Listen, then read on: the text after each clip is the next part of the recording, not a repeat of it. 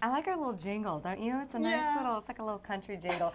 This morning we are actually getting the truth about your thyroid and weight, and we are talking food as medicine this morning with clinical nutritionist Christa Orecchio. She's the founder of The Whole Journey, and she's here to help us basically heal our thyroid. So first of all, let's talk about what we always hear when it comes to our thyroid and weight. A lot of women say, I have an overactive thyroid and I've gained a lot of weight because of it. And tell me what we hear a lot of when it comes to this. Yeah, it's actually when you have an underactive thyroid. Underactive, yeah. That's what I hear from my clients all the time. I'm not even eating that much and I can't lose weight. Nothing I do will help me lose weight.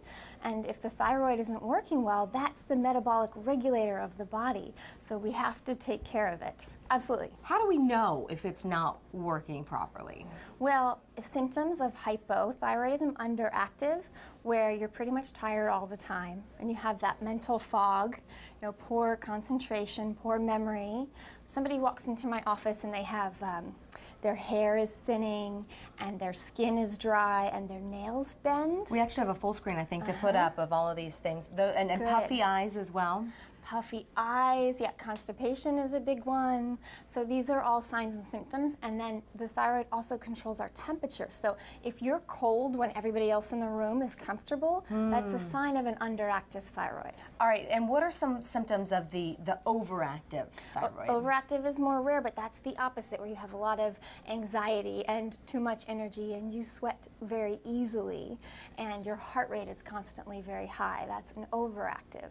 But then there's a third, where you have an autoimmune condition. So where your thyroid is underactive, but it's also so confused that it's attacking itself. And that's when you hear, have you ever heard of Graves' disease or Hashimoto's? Those are autoimmune thyroid conditions. So what do we need to do basically to keep our thyroid healthy? Keep it healthy. We've got 5 groups of nutrients that we absolutely need, but 2 we have to get out. Okay. So soy and gluten have to go. You have to avoid those like the plague because they damage the thyroid. And you won't be able to lose weight or balance it if those foods are in your diet consistently. Gotcha. But then we have 5 groups of foods that we absolutely have to get in, and the first one, we need high iodine foods. Okay. So, Erica, every cell in the body needs iodine, and the thyroid takes 60% of the iodine in the whole body. Wow. So, artichokes, pineapples, onions, really good foods to get in, and easy foods. But then we've got this one here, kelp. So seaweed, which we've talked about before, kelp is the highest food in iodine, and this is the easiest way to get it in. It's just a little shaker, and it doesn't even taste fishy. It just tastes like salt. Yeah. So you can mix it in your salt shaker or shake it on everything savory. That's a great idea. Mix it in with your salt, and that way you're probably not even noticing that you're getting it. You don't notice it, and it's not like it tastes that much different, and then you're getting the iodine that your body desperately needs. Clever, clever. What else do we have? We have selenium. This group of guys over here are high selenium foods, absolutely essential for the thyroid. This is my shellfish representation, but Brazil nuts are super high in selenium, mushrooms, garlic, eggs, high quality eggs. Okay. Omega-3 fatty acids. Super important, and we get that from our fish oil or the fatty fish, but leafy greens are high in omega-3s, as are chia seeds, which is my favorite way to get it in, and walnuts, really important.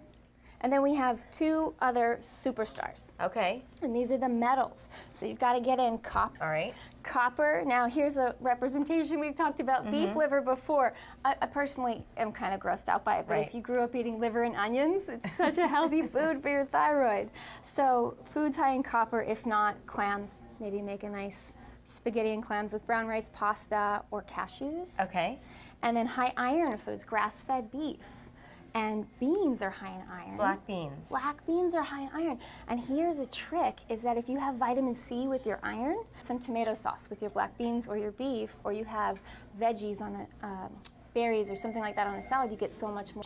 Ah, you're doing double duty with it. It's what we absorb. Very good, Christa. Thank you so much. We really, really appreciate it. Love having you on. Pleasure. If you want to get in touch with Christa Orecchio at The Whole Journey, you can do so by just going to our website, fox5sandiego.com, and click on that Scene On tab. Okay, Mr. Martinez, we'll send it on back over to you.